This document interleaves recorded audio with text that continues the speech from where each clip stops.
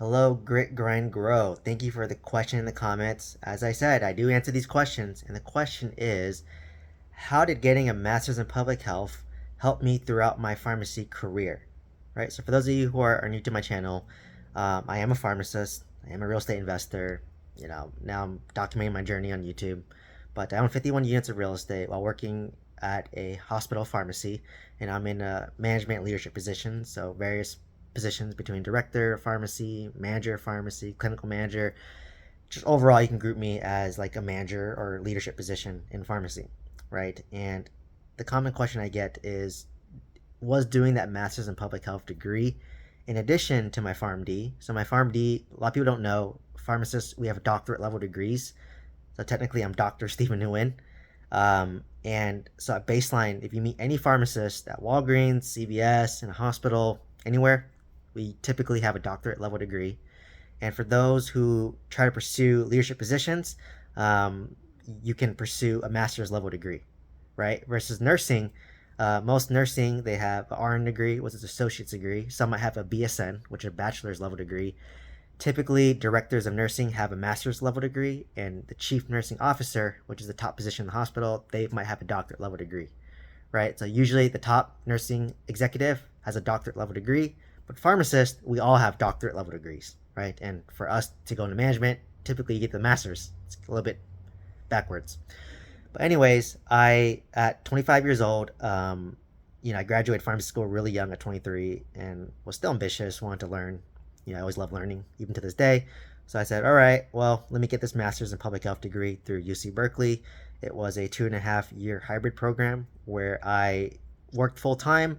I did this program after hours. Most of the classes were online, remote, and maybe once every 6 weeks, I had to go onto campus at UC Berkeley to do my final exam. And maybe 2 weeks in the summer, I had to go on campus to do on school learning. So it was mostly remote, so which was really nice for my schedule because I work at a hospital, and sometimes I work at 7 a.m., 8 a.m., 10 p.m. a.m., 1 a.m., 3 p.m., midnight, right? So my schedule is so variable, and I work every other weekend, so it's just nice to have that remote schedule where I can do my classes online. It's just recorded PowerPoints. You take it and you just go through it, you study, you take your exam, right? Pretty easy, pretty flexible. And I did that. So it was a 2.5 year program. So I did that while working full time. I've always been very good at managing my time and juggling multiple things, right? My whole life. Like I was doing pharmacy, going to school full time. Now I work pharmacy. I do real estate. I do content. I just do a lot of things. I'm really into efficiency and all that. Let me know in the comments if you want to talk about my efficiency routine. It's pretty simple, but for some reason, I'm always way more efficient than other people because I take quick action and I try to respond timely and fast, right, and create systems. But in any case, I was studying for Master of Public Health, and what was nice about that was I was working full time, so I was making full time pharmacist salary, and despite that, I was paying for my tuition.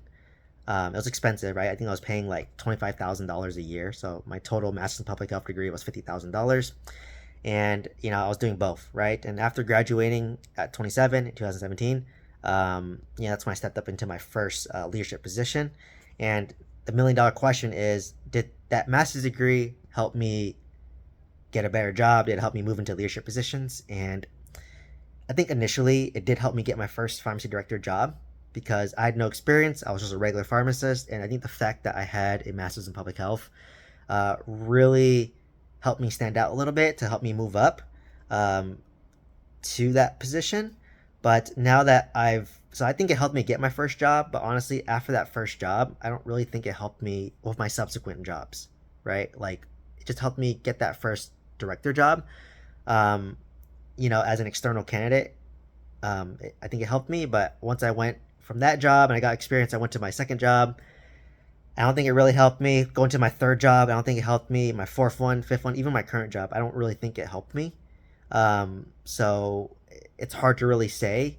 What a lot of people would typically do, the traditional route is you work at a big hospital, and over time, maybe the manager leaves, they retire, and then you just move up, right? So that's what happened at one of my first jobs I started at, where we got hired in as pharmacists. I remember there was like 5 of us got hired.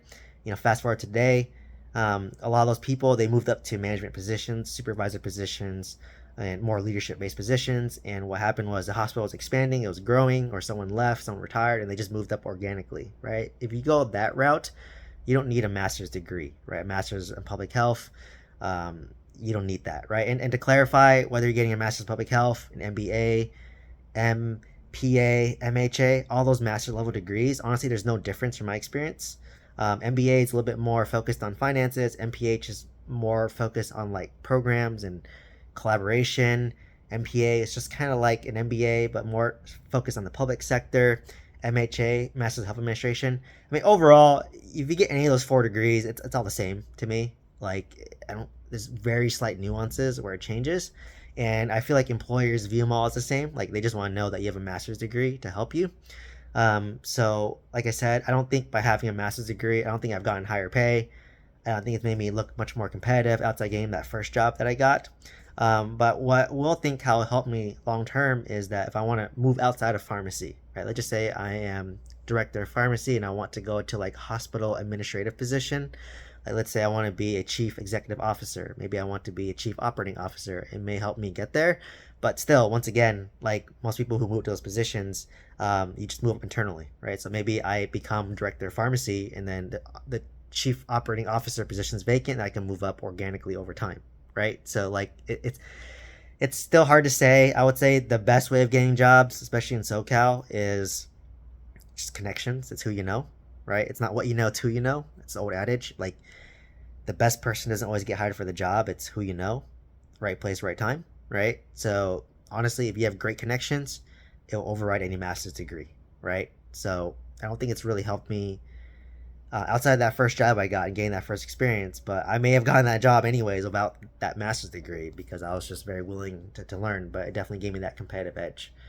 So to kind of summarize, I don't think it helped me personally outside that first job, but it's hard to know if that first job trickled to me getting subsequent jobs. But I would say as of recently, I don't think it's helped me. But obviously, I'm always big on education. Always love to self-educate myself. I think thanks to that master's in public health degree, it made me a lot more systems and detail oriented, which I think translates very well to business. It translates to real estate. It translates to my current job. So I think it doesn't hurt. But what I will say is, like, don't break the bank going into it, right? Like, it cost me $50,000. I was working full time so I can self pay for it. But if you're going $50,000 more in student debt for it and you're not working, you really have to sit back and think about it, right? So that's the key. Like, does it make sense, right? And for me, I'm always big on like investing yourself, right? Like, you are the asset that compounds. So if I lost everything today, right? If I lost all my real estate, if I lost my job, I still have my knowledge, and that no one can take away from me, right? So it's easy for me to rebuild if I lost everything. Like, if I lost my real estate portfolio, I know how to buy real estate. If I lost my W-2 job, I know how to get a W-2 job, right? So your knowledge is the one thing that compounds and that they can never take away from you, right? So I call investing in the S&P me, right? The S&P 500 or the S&P me, right? And always invest in the S&P me. So, so there's some value with that. I don't know if it led to my success in real estate. It probably did. So it's hard for me to say. But what I will say is, like, if it makes sense and you can afford it financially, go for it, right?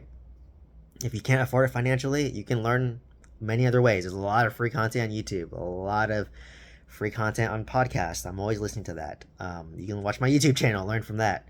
So, I know I ramble a bit, but like, to summarize, I don't think it's gotten me more pay. I got laid off despite having a master's degree in farm. I don't think it helped me in not getting laid off. I don't think it necessarily helped make me more competitive. I think a lot of people don't even realize I have a master's degree, or they forget I have a master's degree. So, like I said, and I was already inherently very systems oriented and detail oriented and always more inclined towards business. And you learn a lot of that on the job, right? So for me, it's not necessarily needed, but if you feel like you need a competitive advantage, it doesn't hurt, right? So hopefully this gave you some clarity as to whether or not you should pursue getting a master's degree, and learning from my experience as to how it helped me in my career, and as well as my business. So let me know if you have any questions down below of what it took to get a master's degree. I can go into more detail as to my thoughts about the Master's in Public Health program through UC Berkeley, and how my experience was, what that process was, how it was in relation to getting a pharmacy degree, and just put a comment down below if you want me to talk about that. I'll be happy to. And let me know if you have any questions, and please share this video with somebody who's thinking about getting a master's degree and wanting to elevate their career. Maybe this will give them some insight, give them some value. So once again, please, if you're interested in joining my mentorship program, check out the links down below. If you want to join my monthly subscription program to support me in what I'm doing, click the join button and pick a tier that works for you, right? There's a tier where you could ask a question, I answer it, right? Like what I do right now, right? I love this. I don't like to think of topics. I like to just answer and give value to you guys. So please like, comment, subscribe, and hope to see you next one. Thank you so much.